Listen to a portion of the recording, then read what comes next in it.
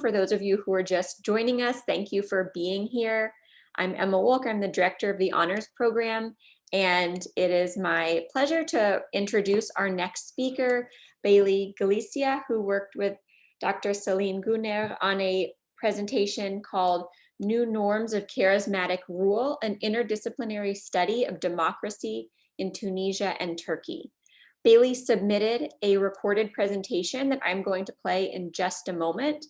After the presentation, we'll have time to hear from his mentor. We'll have time for Q&A, and we'll have time to congratulate Bailey on a job well done. Without further ado, I am going to load the video and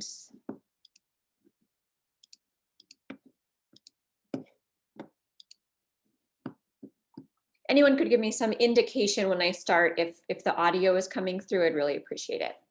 There we go. Thank you so much.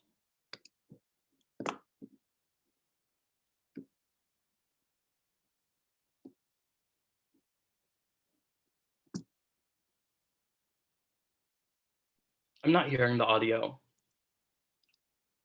I am also not hearing the audio. Let me just check this.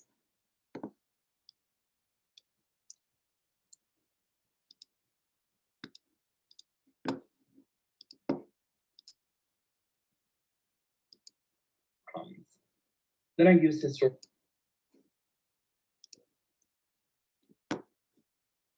Okay, I'm so sorry. Let me try this again.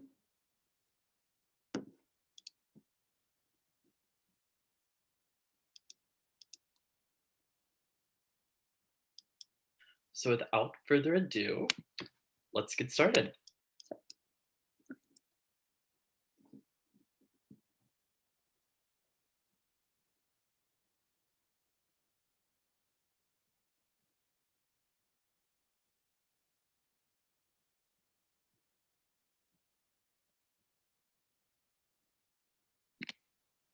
Hello, everyone, and thank you so much for coming out to see my thesis presentation today. My name is BaileyGalicia, and my advisor for this project is Dr. Gunner.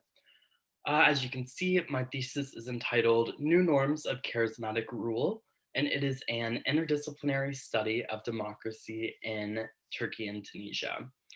So without further ado, let's get started. So this is just a quick overview of what I'm going to cover today. First, I'm going to present my research question, followed by a brief discussion of why I chose this topic. Next, I'll introduce the methodology and theoretical framework for the paper and discuss terms that I'll be using. Then we'll talk about a brief history of Tunisia and Turkey, and I'll point out where I see differences which could contribute to their different democratic outcomes. Finally, I will counter the theoretical framework used and discuss the implications of my research. So my research question is, what historical, political, and social factors led to the current diverging outcomes where Turkey is falling to authoritarianism while Tunisia is working toward becoming a flourishing democracy? So I began looking into the concept of democracy my very first semester at St. Edward's, while writing my first ever research paper in a rhetoric and composition class. Ever since then, I've been trying to understand the societal and political forces behind longevity in representative governance. I chose Tunisia as one of my case studies because when I was studying abroad in Morocco, I took a class called North African Government and Politics, which introduced me to Tunisia, and I became particularly interested in its history. And then while I was taking Dr. Gunner's Middle East Government and Politics course, I started learning more about Turkey, and I noticed that both countries followed very similar trajectories until fairly recently. And I wanted to understand the differing outcomes in regards to democracy, since they did have such similar histories. So this research really does feel like a culmination of my college experience, and I'm very excited to share it with everyone. For the methodology of this paper, I'm utilizing historical analysis and the most similar method. I'm using the most similar method when looking at Tunisia and Turkey because both have similar situations after the establishment of the nation state. So any divergences should theoretically help explain why we see different democratic outcomes. Then I use historical analysis to understand the political, societal, economic, and religious factors present in both nations for a more holistic review of each state. The basic theoretical framework for my paper is Max Weber's theory of the rationalization of authority. On the most basic level, Weber says that authority in a society progresses in a linear manner, starting with traditional authority. Traditional authority is the case where rulers claim some divine right to govern, and the people accept that as truth. Next, society moves toward charismatic authority, which is essentially one person rule, and these rulers gain power simply because of their personality, because of who they are. Many times, these individuals are deemed radical and bring about some shift in society or economic systems. Finally, there is legal or rational authority, where laws form the basis for gaining power and legitimacy. Here, the leader is subject to the rule of law, and institutions and norms govern their actions. Weber deems this the rationalization process, where people become rational actors moving from a world of fiction to a world of fact. Weber claims that this is a natural part of the modernization process for states. Now let's discuss the definition of democracy. We'll start with the minimal definition, which states that the mere existence of elections is sufficient to categorize a society as democratic. Some scholars would argue that this minimal conception can be enhanced to say that there must also be some legitimate opposition party. But no matter how you really define it, the minimal conception of democracy hinges on elections. So, this is why it's often called an electoral democracy. Now, the maximalist conception of democracy is also called a liberal democracy. And this liberal democracy builds on the basic notions of an electoral democracy, but adds many features to encompass the ideas of civil liberties and the enhancement of individual rights. There's no minimum threshold that determines when a system reaches the status of a liberal democracy, but one key factor is the ability of citizens to assemble for collective action, which can have substantial impact on the overall governing body. Liberal democracy not only ensures elections, but ensures the basic tenets of freedom through strong institutions like a free media and an apolitical judiciary. Liberal democracies rely on the rule of law to ensure equal application of the law to both the citizen and the rulers alike. When I use the term democracy in this presentation, I am talking about the concept of a liberal democracy. I utilize the Freedom House Index's Freedom in the World report to track democracy in Tunisia and Turkey. The Freedom in the World report is a holistic look at democracy that includes factors like the ability of political parties to organize freely, the status of academic freedom, and the treatment of minority groups. Freedom House gives each country a score out of 100 to determine its level of freedom in the world. The closer to 100 a nation scores, the stronger the democracy and institutions. As you can see from the pictures, Turkey scores a 32 out of 100, while Tunisia scores a 70 out of 100. So Freedom House characterizes Turkey as not free and Tunisia as free. Now that we know where Turkey and Tunisia stand today in regards to democracy, we can look at history to see how we got here. There are three main points in the similar analysis I want to highlight. First is instability after state formation and influence of the French. Second is secularization as a cornerstone for these new societies.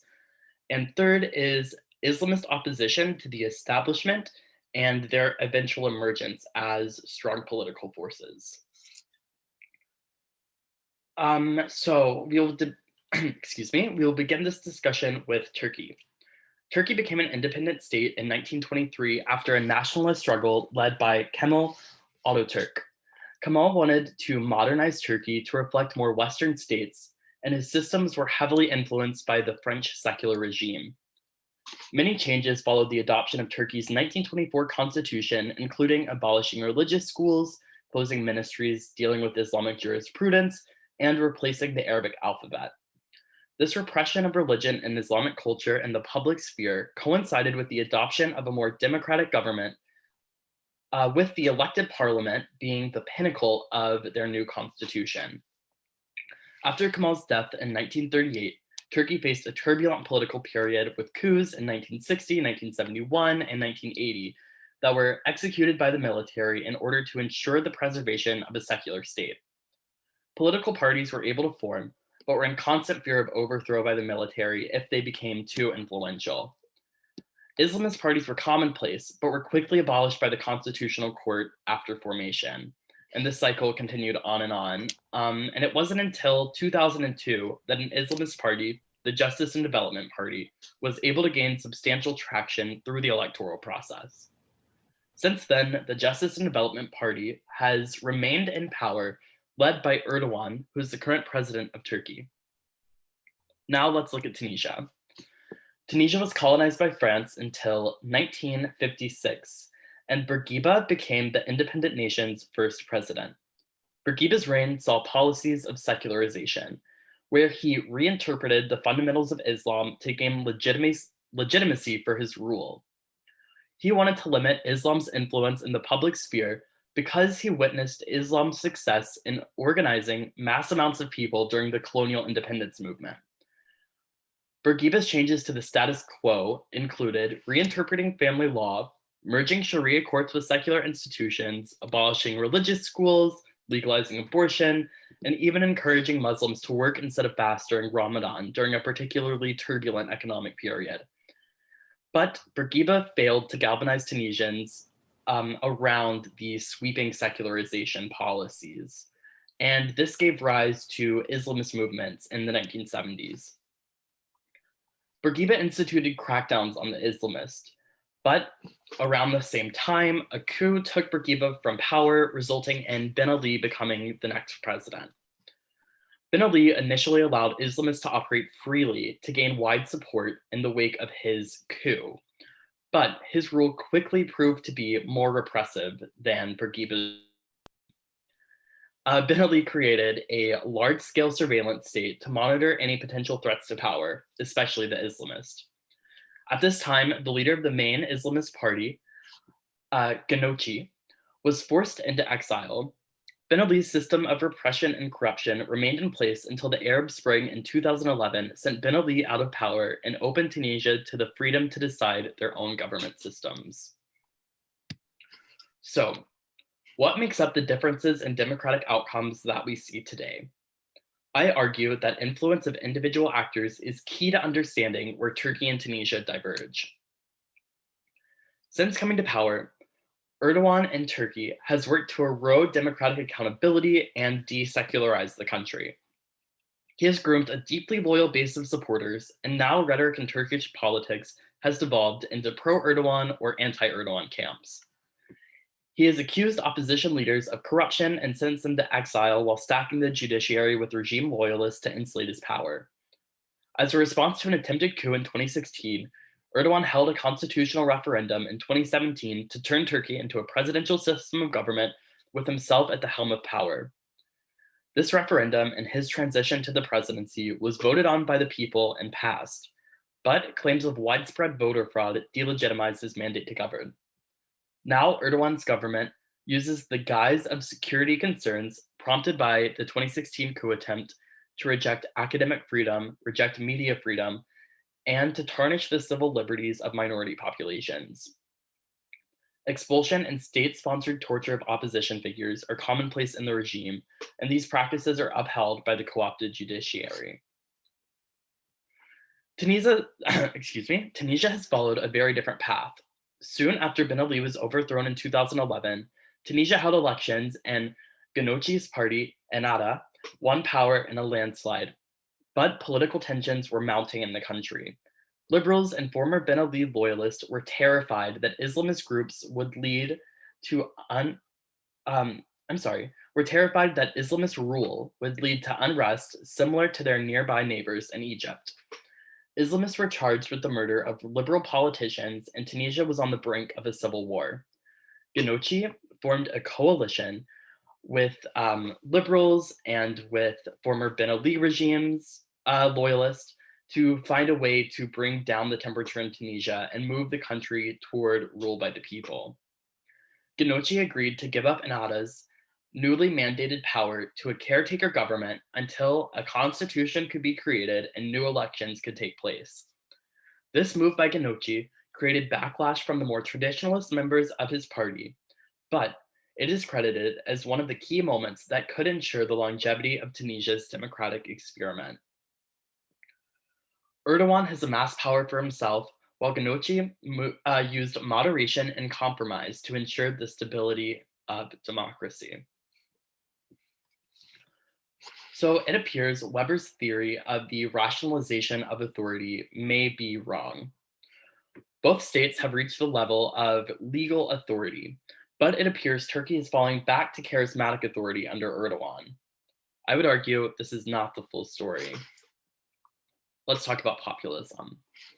So populism and charisma have historically been linked as similar phenomenon. For a populist to gain power, they usually have some charisma that draws people toward them, but populism goes further than simple charisma. Populists portray themselves to be a common person who is just like the people they are fighting for. Regardless of political affiliation, populists explain the world as a struggle between the everyday people and the corrupt, out-of-touch elite. This is how trust is established between the populist and the people. The charismatic leader is aiming to change the system from within, while the populist leader is aiming to discredit the system. Erdogan is a populist who has worked to deliberately undermine democracy in Turkey. It is important to note that the rise of populism many times coincides with the decline of democracy. In conclusion, Weber's model of legal rational authority is not insulated from the threat of democratic backsliding, especially when a populist can discredit institutions. Individual actors have a major part to play in the democratization process and have the ability to deteriorate or set the precedent for democratic norms. Liberal democracies are at risk of this backsliding. Globalization, which incorporates things like the loss of jobs to outsourcing and automation and changing demographics due to influx of immigrants, it can create a space where populist leaders can blame the, quote, establishment for perceived threats to the status quo. The populist gains broad support by claiming they're the only person who can dismantle these corrupted institutions. We have witnessed this in places once considered consolidated liberal democracies, like the United States under the Trump administration. In the future, it'd be interesting to look at how to stop populists from eroding democracy.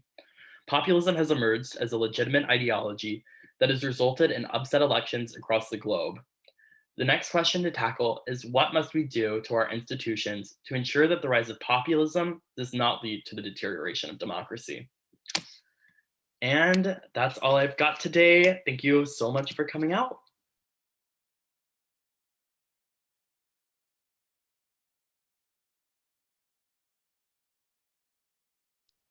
Bailey, thank you so much. I think there's going to be a lot of questions. That was really, really fascinating. I learned a lot. Highly relevant topic. I'd like to first, I need to navigate better. I'd like to first invite your advisor, Dr. Gunnar, to say a few words about the experience of working with you. This is usually when she'd get to give you your honors stole, but hopefully you've received that in the mail. You can put it on yourself. And let me, you have such a big crowd that it's taking. Oh, I'm here. Perfect. Hi. There you are. Hi. Thank you so much. Hello, everybody, and I really congratulate Bailey in this. He was great to. He's a great person to work with. He's also my TA this semester. He's working with me in my international political economy course. He has taken my Middle East survey course, Middle East politics, and IP course. Right, Bailey? That's yes.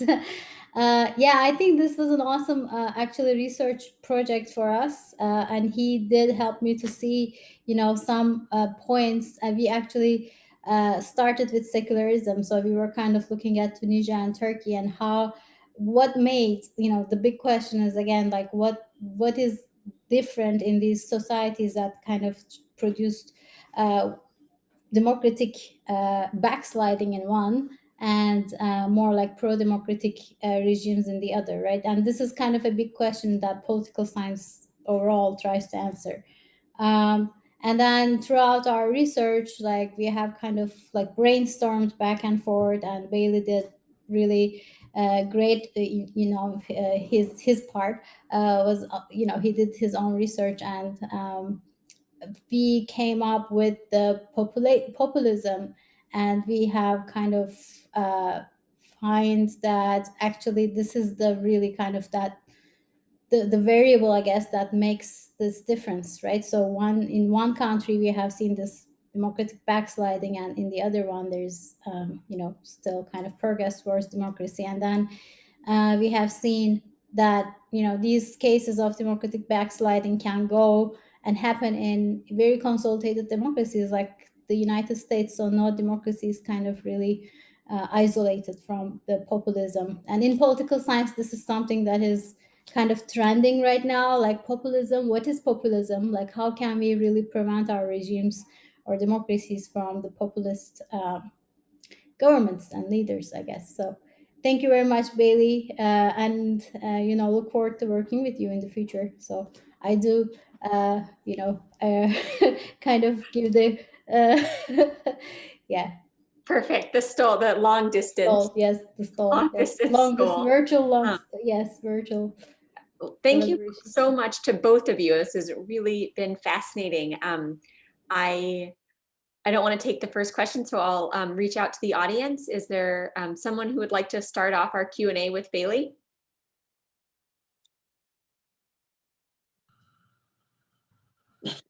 Midi, yeah, Dr. Mir, please go ahead. Yeah, so Bailey is also an interdisciplinary scholar. And so I just wanted to highlight that part of your research project, which was to use multiple disciplinary lenses through which to view. So how did approaching this from a more interdisciplinary direction, how did that influence or change perhaps your conclusions or even your approach to pulling the project together? Well, starting off, the historical analysis that I did was unlike anything I've ever done for a research paper before. I read so much history, and just kind of absorbing all of it made it very difficult to pinpoint, okay, because once I really started reading the fine print of the history of Tunisia and Turkey, I realized perhaps they weren't as similar as I kind of initially thought on my first kind of surface level understanding. So that kind of posed a problem. As I'm doing my research, I was like, is my project just completely wrong now? So the interdisciplinary aspect made it much harder, but much more worthwhile, because I really feel like I was getting to the heart of populism as the key point that I was looking for, because there was so long that I was doing research and I was like, I see there are divergences, but what is that one thing that's really responsible, in my opinion, for these differing outcomes? And me and Dr. Gunnar had so many conversations about it, and I would pull my hair out at some points, just not knowing where I was going with it. But definitely looking at the project from an interdisciplinary lens was helpful in conceptualizing the whole thing and giving it more dimension, so it wasn't just,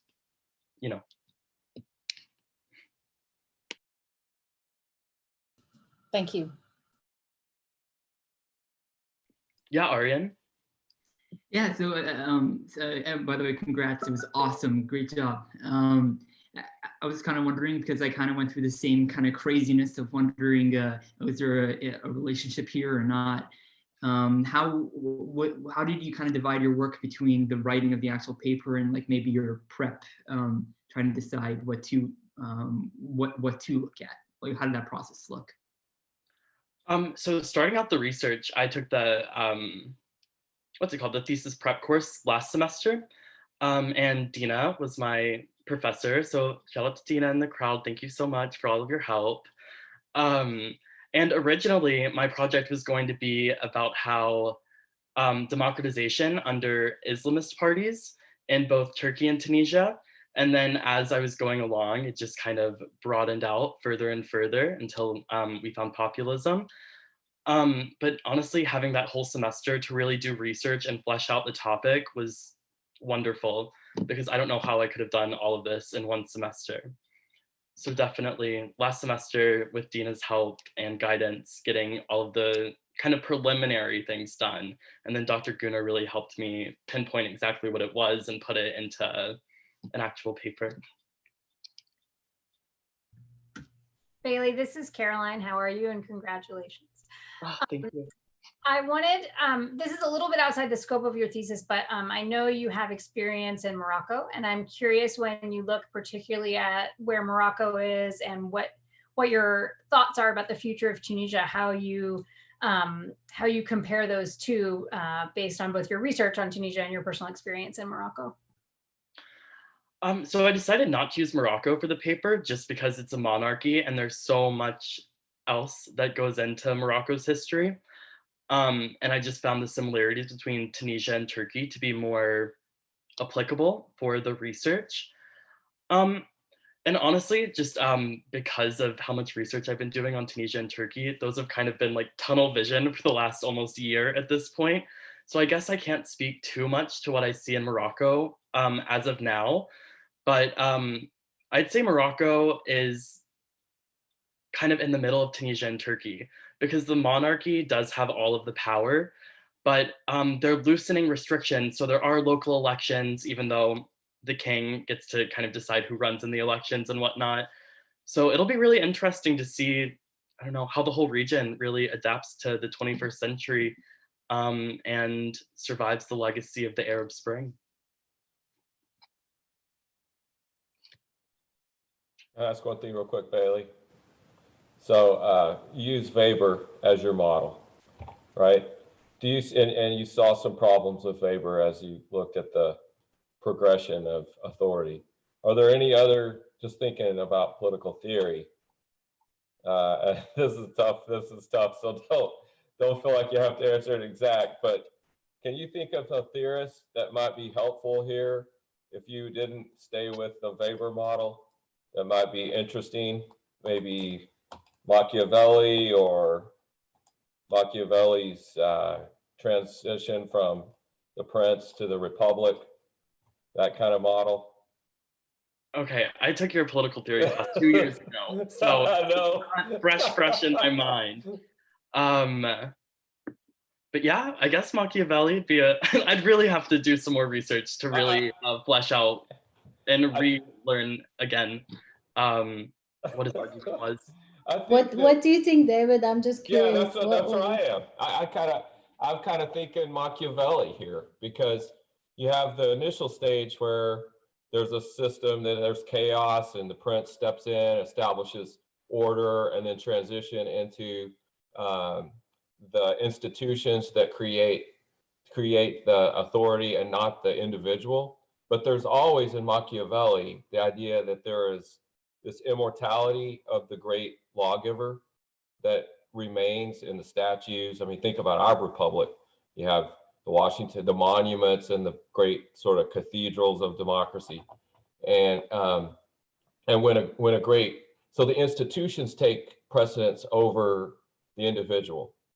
And so when you have populism, the question is whether an individual steps in under the idea or guise that there's corruption in these institutions that have established themselves, and whether they are masquerading as the new prince or the new sort of great lawgiver, or if they're just a rogue in disguise. I think that would be an interesting question. Yeah, I think. Yeah, I'm so sorry. Yeah, just a comment here. Yeah. We're